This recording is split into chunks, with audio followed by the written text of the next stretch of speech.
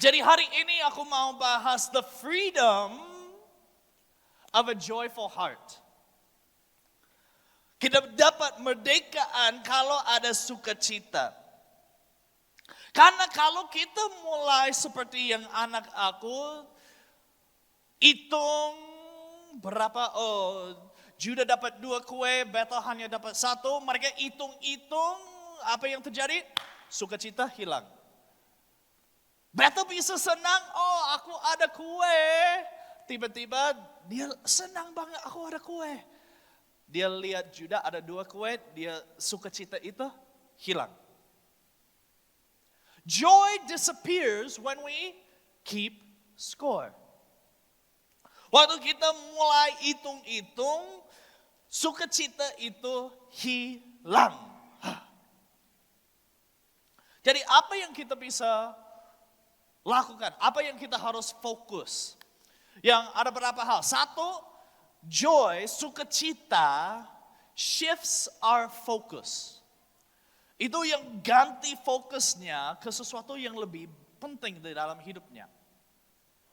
It changes from comparison to contentment. Ada satu ayat yang terkenal, Filipi 4 ayat 11 sampai 13, bisa baca semua, tapi yang intinya ini. I have learned to be content, whatever the circumstances. Aku telah belajar mencukupkan diri dalam segala keadaan. Itu yang salah satu yang cukup susah. Tapi kita bisa lihat, kita bisa ingat juga, yang ayat ini, orang yang menulis ayat ini, itu siapa? Paulus ya. Paulus dia tulis ayat ini. Nah dia bukan tulis ayat ini di dalam rumah lagi enak minum kopi itu. Dia bukan tulis ayat ini di pantai. Ya ada minum air dari kelapa, air kelapa. Oh itu enak. Dia bukan tulis ini di tempat yang indah. Dia tulis ayat ini di mana? Di penjara. Penjara yang zaman dulu bukan seperti penjara sekarang. Itu, waduh, tempat dingin, gelap, gak ada WC, gak ada apa-apa. Itu yang langsung yang semua di situ. Dia belajar contentment di dalam hal yang susah.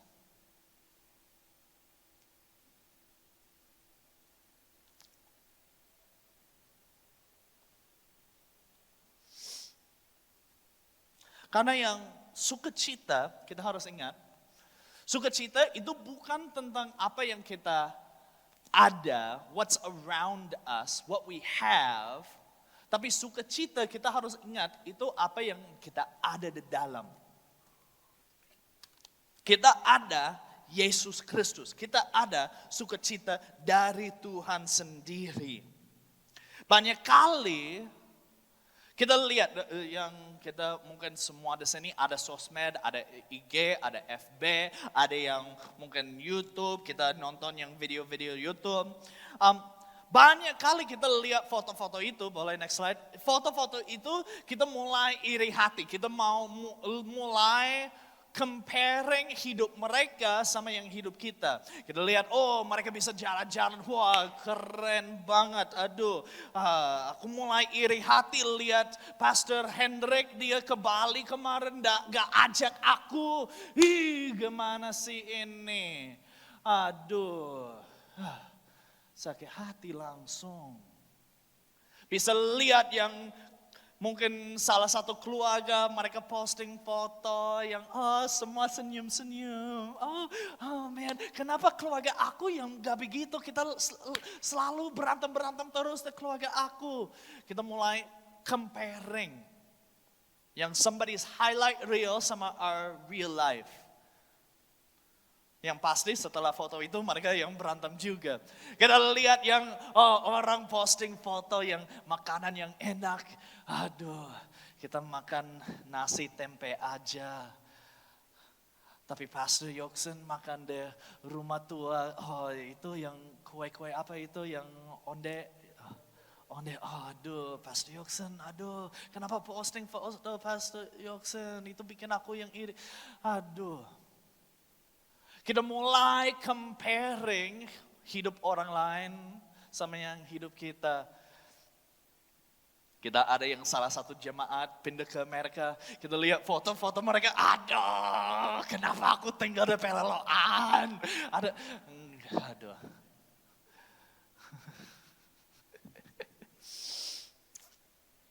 Ada salah satu orang namanya Theodore Roosevelt, dia bilang gini, comparison is the thief of joy. When we start to compare, waktu kita yang mulai hitung yang hidup mereka sama hidup kita, sukacita langsung hilang. Karena kita lebih fokus ke yang apa yang mereka ada dan gak lihat apa yang Tuhan memberi ke kita sendiri. Joy juga frees our heart, bikin hati kita merdeka. Instead of counting wrongs, menghitung yang masalah, yang orang lain, menghitung yang kesalahan yang ini dan itu, we start to celebrate instead. Celebrate, merayakan kasih karunia Tuhan. Merayakan apa yang Tuhan memberi ke mereka. Ada satu ayat yang terkenal, yang biasa mereka baca ayat ini kalau bukan merdeka, yang pernikahan, itu 1 Korintus 13 ayat 5. Love keeps no record of wrongs. Oh, itu yang indah banget. Aduh, pernikahan yang gak ada hitung-hitung, yang sayang terus. Itu enak ya, begitu. Tapi banyak kali di dalam hidup kita hitung. Kita hitung yang what they've done right and what they've done wrong. Contoh di dalam pernikahan. Sudah 1 tahun, sudah menikah, semua indah. 2 tahun, ya masih indah. 3, 4 tahun, masih oke. Mulai yang 5, 6, 7, 10, 12, 15, itu mulai yang, aduh, baju kotor yang suami aku yang selalu di situ, dia gak yang, itu ada yang tempat yang untuk baju kotor, dia taruh di situ terus, mulai yang begitu ya. Kita lihat, istri aku dia gak pijit aku harus minta, dia harus yang inisiatif sendiri. Kita mulai hitung ya. Yang aduh suami aku dia gak bantu sama anak, dia gak gini-gini, mulai hitung ya. Kita mulai hitung dari yang hal-hal kecil dan banyak kali kita gak bahas itu sama suami atau istri, kita simpen di hati. Setelah berapa lama, semua keluar. Itu masalahnya.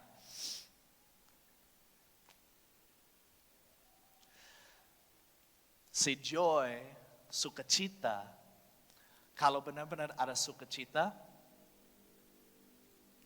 contoh kalau kita lagi makan di restoran lagi yang enak-enak, ya beli ini, beli itu, sukacita, wah yes, yang begitu. Kita gak hitung yang benar-benar. Tapi yang di dalam sukacita, di dalam pernikahan, di dalam yang momen yang senang, kita bisa overlap yang, itu salah, oke. Kita celebrate apa yang Tuhan lagi lakukan di dalam hidup mereka. Karena kalau kita lihat yang kata Yesus, disalib. Kalau kata Yesus, dia bilang, sudah selesai. It is finished. Bukan bilang yang hampir selesai, enggak. Sudah selesai. Jadi kita bisa lihat semua dosa kita sudah selesai. Kita bisa balik ke itu, ada sukacita karena itu. Bukan karena kita hebat sendiri, mungkin karena yang suami kamu yang wah itu it's the best suami ever, atau istri the best, yang bukan gitu. Kita bisa sukacita karena kita ada Yesus Kristus di dalam pernikahan kita. Dan kita berdua suami istri jalan bersama untuk cari wajah Tuhan Yesus.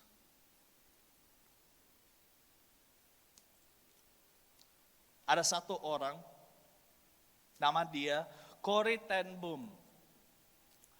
Dia seorang tinggal di Jerman waktu Perang Dunia Kedua. The Nazis yang mereka sudah tangkap dia sama kakak.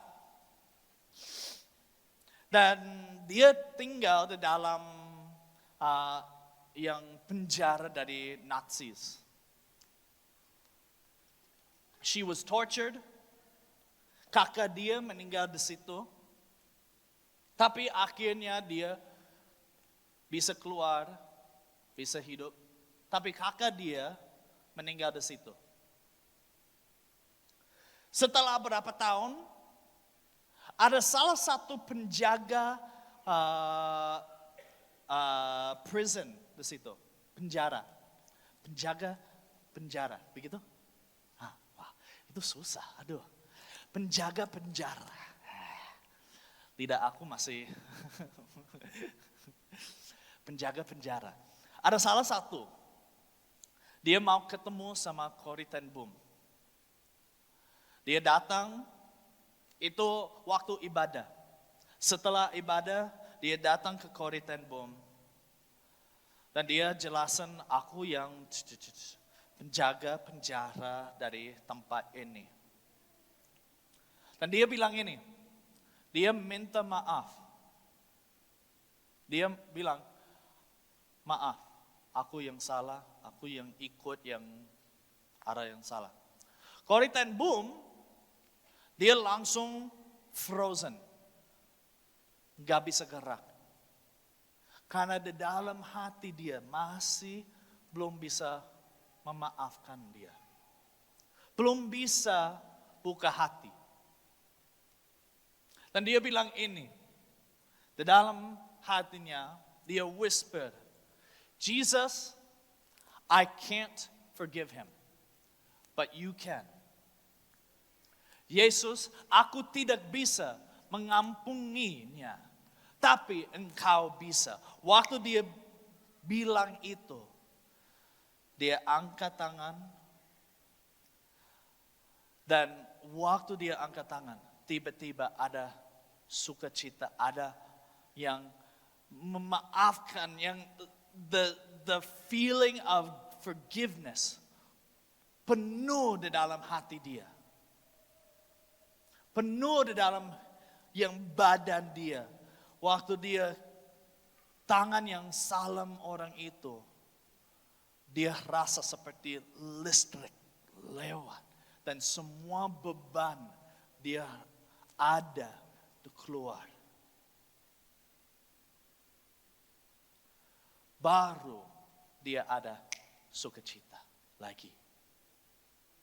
Kalau kita gak bisa memaafkan orang, itu akan susah untuk ada sukacita. Hanya kalau ada Yesus Kristus. Karena yang sukacita itu sesuatu yang luar biasa. Tapi kadang-kadang kita ada item mungkin tutupi yang sukacita itu.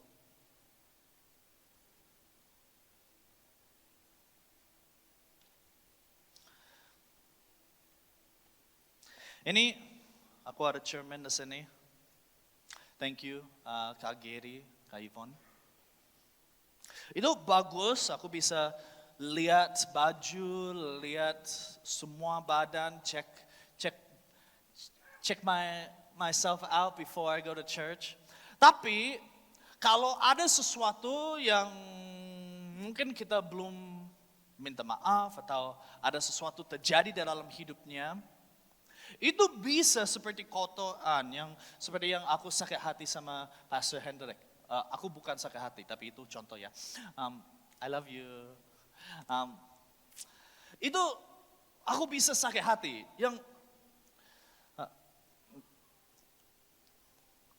Itu yang mulai bikin berantakan di sini. Aku kecewa sama yang orang siapa. Mulai yang kesel sama istri karena dia gak mau yang whatever. Aku mulai yang sakit hati sama yang Pastor Yandi karena dia gak datang, gak mau ngopi sama aku. Tahu apa? Itu mulai ada kotoran di sini. Dan itu susah kalau kita mau lihat muka, lihat yang baju, lihat semua itu susah karena itu sudah ditutup sama yang semua masalah hidup. We can't see the good things in life. Kita gak bisa lihat yang hal-hal yang indah di dalam hidup. Kita gak bisa lihat hal yang bisa bawa sukacita, bisa bawa yang kita yang senang lagi. Kita gak bisa lihat itu karena itu semua tutup sama hal-hal yang begitu. Gak bisa sukacita karena kita yang sakit hati. Aku pernah sharing yang waktu tinggal di Jakarta. Ada hari Rabu, setiap hari Rabu kita ada meeting untuk pastoral. Tim pastoral. Salah satu hari Rabu kita meeting dan bahas salah satu item, aku lupa yang kita bahas apa. Tapi aku ada beda ide dari Pastor Evan Chandra. Waktu yang kita bahas itu mulai panas, mulai sedikit hot, sampai yang meeting sudah selesai, sudah doa, mau pulang, yang kita yang muka ke muka teriak. Pastor bisa teriak juga ya. Kamu lagi. Aku marah banget. Aku pulang. Aku ya, whatever. Enggak mau sama Pastor Evan lagi. Hari Sabtu, itu hari Rabu. Hari Sabtu, datang gereja, ada doa pagi. Itu doa pagi luar biasa. Aku rasa ada hadirat Tuhan, aku lagi nangis. Mungkin yang sudah mulai, sudah 30 menit atau 40 menit, tiba-tiba Pastor Evan masuk pintu itu, langsung aku rasa tutup. Aku gak rasa sukacita lagi, aku gak rasa hadirat Tuhan. It felt like the Holy Spirit left me. That's what it felt like. Rasa seperti itu yang Roh Kudus tinggalan aku. That's what it felt like. Habis mungkin 10-15 menit, aku duduk di pinggir. Aku kesel sama dia, marah sama dia. Tapi Roh Kudus bilang terus, minta maaf. Tapi Tuhan dia yang salah. Minta maaf. Tuhan, aku yang benar, aku tahu yang aku benar, yang aku yang bukan salah di dalam konteks itu. Roh Kudus bilang, minta maaf.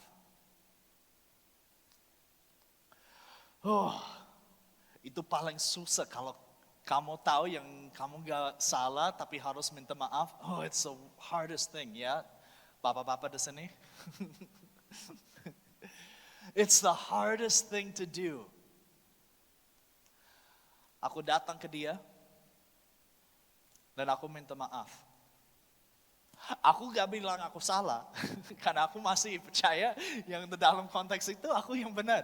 Tapi cara aku bahas sama dia, itu yang salah. Aku minta maaf, setelah minta maaf, apa yang terjadi? Seperti yang ini, bersih lagi.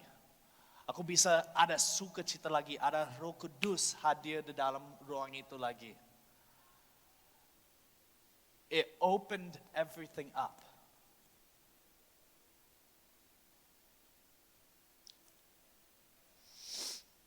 Dan kalau kita lihat sukacita yang benar, itu akan bantu di dalam hubungan kita dengan teman-teman, di dalam keluarga.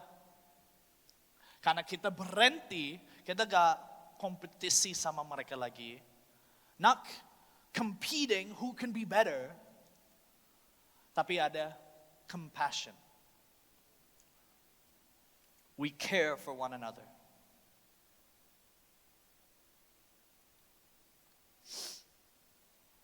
Ada satu ayat, Roma 12 ayat 15. Rejoice with those who rejoice.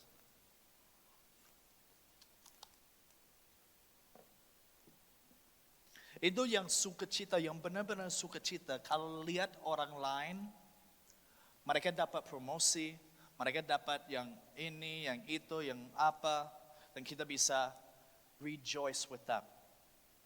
It's something special.